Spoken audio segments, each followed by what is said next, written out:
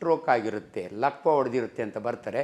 B P check ಮಾಡಿದರೆ 240 120 ಇರುತ್ತೆ. Actually 120 80 ಇರಬೇಕು. ಇಷ್ಟು ದಿನ ಯಾಕ್ರೆ ಚೆಕ್ ಮಾಡ್ಕೊಂಡು ನನಗೇನು ಸಿಮ್ಟಮ್ಸ್ ಇರಲ್ಲ ಡಾಕ್ಟ್ರೇ, ತಲೆ ಚಕ್ಕರ್ ಬರ್ತಿರಲ್ಲ, ನಾನು ಯಾರ ಮೇಲೂ ಕೋಪ ಮಾಡ್ಕೊಳ್ತಿರಲ್ಲ. ದಯವಿಟ್ಟು ಇದನ್ನೆಲ್ಲ ಮೆಡಿಕಲ್ ಲ್ಯಾಂಗ್ವೇಜ್ ಅಲ್ಲ. ನಿಮ್ಮ ಬಿ ಪಿ ನೀವು ಚೆಕ್ ಮಾಡಿಸ್ಕೋಬೇಕು. ನಮಸ್ಕಾರ, ಡಾಕ್ಟರ್ ಆಂಜನಪ್ಪ. ನಾನು ಚಿಕ್ಕ ಹುಡುಗ ಇದ್ದಾಗ ಮಠ ಮಧ್ಯಾಹ್ನ ನಮ್ಮ ಹಳ್ಳಿಯ ಕೆರೆ ಏರಿಯ ಮೇಲೆ ಕೆಂಪಣ್ಣನಿಗೆ ಲಕ್ವ ಹೊಡೆದಿದೆ ಅಂತ, ಬಿದ್ದೋಗಿದ್ದಾನೆ ಅಂತ ಹೇಳಿ ಗುರುಮೂರ್ತಾಚಾರ್ಯ ಹತ್ರ ಎತ್ಕೊಂಡ್ಬಂದು ಮಂತ್ರ ಹಾಕ್ಸಿದ್ರು ಅಂತ ನಮ್ಗೆ ಅವಾಗೆಲ್ಲ ಭಯ ಆಗೋದು. ಲಕ್ವ ಹೊಡೆಯೋದು ಅಂದರೆ ಏನೋ ಗಾಳಿನೋ ದೆವ್ವನೋ ಹೊಡಿತು ಅನ್ನೋ ರೀತಿಯಲ್ಲಿ ನಮ್ಗೆ ಹೇಳೋರು. ಆತ್ಮೀಯರೇ, ಇವತ್ತು ನಾನು ಡಾಕ್ಟ್ರ್ ಆಗಿದ್ದೀನಿ, ನಿಮ್ಗೆ ಅದಕ್ಕೆ ಒಂದು ಮಾತು ಹೇಳ್ತೀನಿ. ಲಕ್ವ ಅಂದರೆ ಸ್ಟ್ರೋಕ್ ಅಂತೀವಿ ನಾವು. ಈ ಸ್ಟ್ರೋಕ್ ಅಂದರೆ ನಿಮ್ಗೆ ಈಸಿಲಿ ಅರ್ಥ ಆಗಬೇಕು ಅಂದರೆ ನಾನು ನೋಡಿ ಭಾಳ ಸರಳವಾಗಿ ನಿಮ್ಗೆ ಹೇಳ್ತೀನಿ. ಈ ಬೆರಳಿಗೆ ಒಂದು ರಬ್ಬರ್ ಬ್ಯಾಂಡ್ ಹಾಕ್ಬಿಟ್ರೆ ನನ್ನ ಪಿಂಕ್ ಇರೋ ಬೆರಳು ಕಪ್ಪಗಾಗುತ್ತೆ 4 ಅವರ್ನಲ್ಲಿ, ಅಂದರೆ ಸತ್ತೋಯ್ತು ಅಂತ. ಅದು ಗ್ಯಾಂಗ್ರೀನ್ ಅಂತೀವಿ ನಾವು. ಹಾರ್ಟ್ ಅಟ್ಯಾಕ್ ಬಗ್ಗೆ ನಾನು ಹಿಂದೆ ಮಾತಾಡೋ ನಿಮ್ಗೆ ಹೇಳಿದ್ದೀನಿ. ಹಾರ್ಟಿಗೆ 2 ಕರೋನರಿ ವೆಸಲ್ ಇರುತ್ತೆ. ಒಂದು ವೆಸಲ್ ಬ್ಲಾಕ್ ಆಯಿತು ಅಂದರೆ 5 ನಿಮಿಷದಲ್ಲಿ ಹಾರ್ಟ್ ಮಸಲ್ ಸತ್ತೋಗುತ್ತೆ. ಅದನ್ನು ಹಾರ್ಟ್ ಅಟ್ಯಾಕ್ ಅಂತೀವಿ. ಇವಾಗ ಹೇಳಕ್ಕೆ ಹೊರಟಿರೋದು ನಾನು ಬ್ರೈನ್ ಅಟ್ಯಾಕ್. ಅದನ್ನು ನಮ್ಮ ಮೆಡಿಕಲ್ ಟರ್ಮಿನಾಲಜಿಯಲ್ಲಿ ಸ್ಟ್ರೋಕ್ ಅಂತೀವಿ. ಸ್ಟ್ರೋಕ್ ಅಂದರೆ ಏನಂದರೆ ಬ್ರೈನ್ ಆ ಪಾರ್ಟ್ ಸತ್ತೋಗುತ್ತೆ. ನೋಡಿ, ನಿಮಗೆ ಬ್ರೈನು 1450 ಗ್ರಾಮ್ ಇರುತ್ತೆ. 2 ಲೋಬ್ ಇರುತ್ತೆ, ರೈಟ್ ಆ್ಯಂಡ್ ಲೆಫ್ಟ್. ಒಂದು ಡಾಮಿನೆಂಟ್ ಲೋಬ್ ಅಂತೀವಿ ನಾವು, ಬಲಗೈನವರಿಗೆ ಎಡಗಡೆ ಡಾಮಿನೆಂಟ್ ಲೋಬು, ಎಡಗೈನವರಿಗೆ ಆ ರೀತಿ ಇರುತ್ತೆ. ನೋಡಿ, ಕುತ್ತಿಗೆಯಲ್ಲಿ 2 ಬ್ಲಡ್ ವೆಸಲ್, ಕೆರೋಟಿಡ್ ವೆಸಲ್ ಅಂತೀವಿ. ಇದು ಇಂಟರ್ನಲ್ ಕೆರೋಟಿಡ್ ಬ್ರೈನಿಗೆ ಬ್ಲಡ್ ತೊಗೊಂಡೋಗುತ್ತೆ. ಆ ವೆಸಲ್ನ ಯಾವುದಾದ್ರೂ ಒಂದು ಬ್ರಾಂಚು ಅಥವಾ ವೆಸಲ್ ಬ್ಲಾಕ್ ಆಯಿತು ಅಂದರೆ, ಆ ಕಡೆ ಬಲಗಡೆ ಬ್ಲಾಕ್ ಆದರೆ ಎಡಗಡೆ ಬ್ರೈನು ಡೆತ್ ಆಗುತ್ತೆ. ಡೆತ್ ಅಂದರೆ ಇನ್ಫಾರ್ಕ್ಷನ್. ಅದನ್ನೇ ನಾವು ಸ್ಟ್ರೋಕ್ ಅನ್ನೋದು. ಯಾಕಾಗುತ್ತೆ ಡಾಕ್ಟ್ರೇ? ಭಾಳ ಸರಳವಾದ ಉದಾಹರಣೆ ಅಂದರೆ, ಅನ್ಫಾರ್ಚುನೇಟ್ಲಿ ಎಷ್ಟೋ ಜನ ಬಿ ಪಿ ಚೆಕಪ್ ಮಾಡಿಸ್ಕೊಂಡಿರಲ್ಲ. ಭಾಳ ಜನ ಯಾಕೆ ಮಾಡಿಸ್ಕೊಂಡು ನಮ್ಮ ಹಾಸ್ಪಿಟ್ಲಿಗೆ ಬರ್ತಾರೆ, ಒಂದು ಕಡೆ ಪ್ಯಾರಲಿಸಿಸ್ ಆಗಿರುತ್ತೆ, ಸ್ಟ್ರೋಕ್ ಆಗಿರುತ್ತೆ, ಲಕ್ವ ಹೊಡೆದಿರುತ್ತೆ ಅಂತ ಬರ್ತಾರೆ. ಬಿ ಪಿ ಚೆಕ್ ಮಾಡಿದರೆ 240 120 ಇರುತ್ತೆ. ಆ್ಯಕ್ಚುಲಿ 120 80 ಇರಬೇಕು. ಇಷ್ಟು ದಿನ ಯಾಕ್ರೆ ಚೆಕ್ ಮಾಡ್ಕೊಂಡು ನನಗೇನು ಸಿಮ್ಟಮ್ಸ್ ಇರಲ್ಲ ಡಾಕ್ಟ್ರೇ, ತಲೆ ಚಕ್ಕರ್ ಬರ್ತಿರಲ್ಲ, ನಾನು ಯಾರ ಮೇಲೂ ಕೋಪ ಮಾಡ್ಕೊಳ್ತಿರಲ್ಲ. ದಯವಿಟ್ಟು ಇದನ್ನೆಲ್ಲ ಮೆಡಿಕಲ್ ಲ್ಯಾಂಗ್ವೇಜ್ ಅಲ್ಲ. ನಿಮ್ಮ ಬಿ ಪಿ ನೀವು ಚೆಕ್ ಮಾಡಿಸ್ಕೋಬೇಕು. ಯಾವಾಗ ಹೈ ಬಿ ಪಿ ಇರುತ್ತೆ ಅಂದರೆ ನಿಮ್ಮ ಬ್ರೈನ್ನೊಳಗಿರೋ ಬ್ಲಡ್ ವೆಸಲ್ ಒಡೆದೋಗುತ್ತೆ. ನಿಮಗೆ ಸರಳ ಜ್ಞಾನ, ನಿಮ್ಮ ನೀರಿನ ಪೈಪ್ ಒಡೆದೋದ್ರೆ ಒಡೆದೋಗುತ್ತಲ್ಲ ಪ್ರೆಷರ್ ಜಾಸ್ತಿ ಆದಾಗ, ಅದೇ ರೀತಿ ನಿಮ್ಮ ರಕ್ತನಾಳಗಳು ಒಡೆದೋದ್ರೆ ಆ ಕಡೆ ಬ್ರೈನ್ನಲ್ಲಿ ಇನ್ಫಾರ್ಕ್ಷನ್ ಆಗುತ್ತೆ. ಇದನ್ನು ನಾವು ಸ್ಟ್ರೋಕ್ ಅಂತೀವಿ. ಇವೆಲ್ಲ ನಿಮಗೆ ಗೊತ್ತಾಗಬೇಕು ಅಂದರೆ, ನೀವು ನೋಡಿ, ಲಕ್ಕಿಲಿ ಏನಂದರೆ, ಯಾಕೆ ಇವತ್ತು ನಾನು ವಿಸ್ತಾರ ಮಾಧ್ಯಮದಿಂದ ನಿಮಗೆ ಇಂಥ ವಿಚಾರ ಹೇಳ್ತಿದ್ದೀನಿ ಅಂದರೆ, ಮೊನ್ನೆ ತಾನೇ ನಮ್ಮ ಹೆಸರಾಂತ ಹಿಂದಿನ ಮುಖ್ಯಮಂತ್ರಿಗಳಾದಂಥ ಕುಮಾರಣ್ಣವ್ರು ಅಡ್ಮಿಟ್ ಆಗಿ ಎಷ್ಟು ಬೇಗ ರಿಕವರಿಯಾಗಿ ವಾಪಸ್ ಬಂದರು. ನೀವೆಲ್ಲರೂ ಕೂಡ ತುಂಬ ಜನ ಹೇಳ್ತಾರೆ ಅವರು ಒಳ್ಳೆತನದಿಂದ ಅವ್ರ ತಂದೆ ಮಾಡಿರೋ ಒಳ್ಳೆ ಕೆಲಸ. ನಿಜ, ಅದು ಒಂದು ಮಾತು. ಆದರೆ ವಿಜ್ಞಾನ ಏನು ಹೇಳುತ್ತೆ ಅಂದರೆ, ಯಾರು ಬೇಗ ಆಸ್ಪತ್ರೆ ಸೇರ್ತಾರಲ್ಲ ಅವ್ರಿಗೆ ಬ್ಲಡ್ ವೆಸಲ್ ರಪ್ಚರ್ ಆಗಿರಲ್ಲ, ಕ್ಲಾಟ್ ಇರುತ್ತೆ. ಒಟ್ಟು ನಿಮ್ಮ ಪೈಪು ಬ್ಲಾಕ್ ಆಗಬೇಕಾದ್ರೆ ಇಲ್ಲದ್ರೆ ಥ್ರಾಂಬಸ್ಸು, ಇಲ್ಲದ್ರೆ ಎಂಬಾಲಿಸಮ್.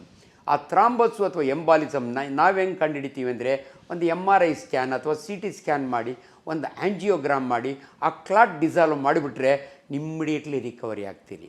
ಸೊ ದಯವಿಟ್ಟು ನೀವು ಹಳ್ಳಿಯವರಾಗಲಿ, ಇವತ್ತು ಹಳ್ಳಿ ಒಳಗೂ ಎಲ್ಲರ ಹತ್ರನೂ ಮೊಬೈಲ್ ಫೋನ್ ಇದೆ, ನೀವು ಒಂದು ಸ್ವಲ್ಪ ಬದಲಾವಣೆ ಮಾಡ್ಕೊಳ್ಳಿ ನಿಮ್ಮ ಮನಸ್ಥಿತಿಯನ್ನು. ಯಾವ ಗಾಳಿನೂ ಬಂದು ಹೊಡೆಯಲ್ಲ. ನೀವು ತಕ್ಷಣ ಹಾಸ್ಪಿಟ್ಲಿಗೆ ಹೋಗಿ. ಅನ್ಫಾರ್ಚುನೇಟ್ಲಿ ನೀವು ಮಂತ್ರ ಹಾಕಿಸ್ತೀರಿ. ನಾನು ತುಂಬ ಸಾರಿ ಹೇಳ್ತೀನಿ, ನಾವೆಲ್ಲ ಹಳ್ಳಿ ರೈತರ ಮಕ್ಕಳಾದ್ದರಿಂದ ದಯವಿಟ್ಟು ನಿಮ್ಮ ಮಂತ್ರವಾದಿಯನ್ನು ನಿಮ್ಮ ಕಾರ್ನಲ್ಲೇ ಕುಂಡ್ರಿಸ್ಕೊಂಡು ನನ್ನ ಹಾಸ್ಪಿಟ್ಲಿಗೆ ಬರೋವ್ರಿಗೂ ಮಂತ್ರ ಹಾಕಿಸ್ಕೊಂಡೆ ಬನ್ನಿ, ಬೇಡ ಅನ್ನಲ್ಲ. ಆ್ಯಂಡ್ ತುಂಬ ಜನ ನೀವು, ನಾನು ಚನ್ನಪಟ್ಟಣಕ್ಕೆ ಹೋಗ್ತೀನಿ, ಪಾರಿವಾಳ ಟ್ರೀಟ್ಮೆಂಟ್ ಕೊಡ್ತೀನಿ, ಫಲಮನೆಯರ್ಗೆ ಹೋಗ್ತೀನಿ, ಅಲ್ಲಿ ಔಷಧಿ ಕೊಡ್ತಾರೆ, ಮಾಡಿ. ಯಾವಾಗಲ್ಲ, ಅಕ್ಯೂಟ್ ಅಲ್ಲ. ಅಕ್ಯೂಟ್ ಆದಾಗೆ ನೀವು ಹಾಸ್ಪಿಟ್ಲಿಗೆ ಬರಬೇಕು. ನೀವು ನಿಮ್ಯಾನ್ಸ್ಗೆ ಹೋಗಿ. ನೀವೇನು ಕಾರ್ಪೊರೇಟ್ ಹಾಸ್ಪಿಟ್ಲಿಗೆ ಹೋಗಬೇಕು ಅಂತಿಲ್ಲ, ಕಾಸ್ಟ್ಲಿ ಆಗುತ್ತೆ ಅಂತ. ಎಲ್ಲೆಲ್ಲಿ ಇವತ್ತು ನಾನು ಕೆಂಪೇಗೌಡ ಹಾಸ್ಪಿಟ್ಲಲ್ಲೂ ನ್ಯೂರೋ ಫಿಸಿಷಿಯನ್ ಇರ್ತಾರೆ. ದಯವಿಟ್ಟು ಹಾಸ್ಪಿಟ್ಲಿಗೆ ಹೋಗಿ. ಯಾವಾಗ ನಾವು ಫಿಸಿಯೋಥೆರಪಿ ಅಡ್ವೈಸ್ ಮಾಡ್ತೀವಿ ಅಂದರೆ 48 ಅವರ್ಸ್ ಆದಮೇಲೆ. ಅವಾಗ ನೀವು ಚನ್ನಪಟ್ಟಣಕ್ಕಾದರೂ ಹೋಗಿ, ಪಾರಿವಾಳ ಆದರೂ ತಿನ್ನಿ, ಇನ್ನೇನಾದರೂ ಮಾಡಿ, ನಾವು ಅಭ್ಯಂತರ ಇಲ್ಲ. ದಯವಿಟ್ಟು ಅಕ್ಯೂಟ್ ಸ್ಟೇಜ್ನಲ್ಲಿ ನೀವು ಡಿಸಾಲ್ವ್ ಮಾಡು. ಕೆಲವು ಸಮಯ ಏನಾಗುತ್ತೆ, ಟ್ರಾನ್ಸಿಯಂಟ್ ಇಸ್ಕೇಮಿಕ್ ಅಟ್ಯಾಕ್ ಅಂತೀವಿ ನಾವು, TIA ಅಂತೀವಿ. ಹೆಂಗೆ ರಿಕವರಿ ಆಗ್ತಾರೆ ಅಂದರೆ, ಯಾಕೋ ಬಂದಂಗೆ ಆಗುತ್ತೆ, ಎರಡು ಬಾಯಿ ಸೊಟ್ಟಗೋದಂಗೆ ಆಗುತ್ತೆ, ಎಡಗೈ ಎಡಗಾಲು ಇದಾದಂಗೆ ಆಗುತ್ತೆ. ಆವಾಗ ರಿಕವರಿ ಆಗಿಬಿಡ್ತೀರಿ ನೀವು. ಇದು ಟ್ರಾನ್ಸಿಯಂಟ್ ಅಟ್ಯಾಕ್ ಅಂತೀವಿ. ಬಟ್ ಮ್ಯಾಸಿವ್ ಅಟ್ಯಾಕ್ನೊಳಗೆ ನಿಮಗೆ ಪ್ಯಾರಾಲಿಸಿಸ್ ಆಗುತ್ತೆ. ಎಡಗಡೆ ಬ್ರೈನ್ ಆದರೆ ಬಲಗಡೆ ಕೈ ಕಾಲು ಬಾಯಿ ಸೊಟ್ಟಗೋಗುತ್ತೆ, ತೊದಲು ಮಾತು ಬರುತ್ತೆ. ಇದನ್ನು ಟಿಪಿಕಲ್ ಹೆಮಿಪ್ಲೀಜಿಯಾ ಅಂತೀವಿ ನಾವು. ಹೆಮಿ ಅಂದರೆ ಅರ್ಧ ದೇಹ, ಪ್ಲೀಜಿಯಾ ಅಂದರೆ ಕೆಲಸ ಮಾಡಲ್ಲ ಅಂತ. ಈ ಎಡಗಡೆ ಸ್ಟ್ರೋಕ್ ಆಯಿತು ಅಂದರೆ ಬಲಗಡೆ ಕೈ ಕಾಲು ನಿಮ್ಗೆ ಆಡ್ಸೋಕ್ಕಾಗಲ್ಲ, ಬಲಗಡೆ ಮೂತಿ ಎಡಗಡೆ ಆ್ಯಕ್ಚುಲಿ ಪೂರುತ್ತೆ, ಮಾತು ಬರಲ್ಲ. ಎಲ್ರಿಗೂ ಹಂಗಾಗಲ್ಲ, ನಿಮ್ಗೆ ಅವಾಗ ಕನ್ಫ್ಯೂಷನ್ ಆಗುತ್ತೆ. ಬ್ರೈನ್ನೊಳಗೆ ಸೆಂಟ್ರಸ್ ಅಂತ ಇರ್ತವೆ. ಸ್ಪೀಚ್ ಸೆಂಟ್ರ್ ಇರುತ್ತೆ, ಸೆಟೇಟಿ ಸೆಂಟ್ರ್ ಇರುತ್ತೆ.